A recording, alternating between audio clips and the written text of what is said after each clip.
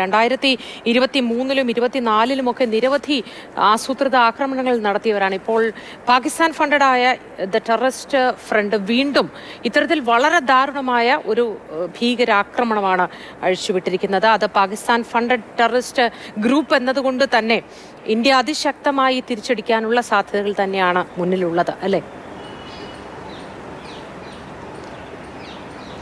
മോദി, തീർച്ചയായിട്ടും ഇന്ത്യ അതിശക്തമായി തിരിച്ചടിക്കാനുള്ള സാധ്യത വളരെയധികമാണ്. അത്തരത്തിലുള്ള സമ്മർദ്ദങ്ങളും വർദ്ധിച്ചുകൊണ്ടിരിക്കുകയാണ്.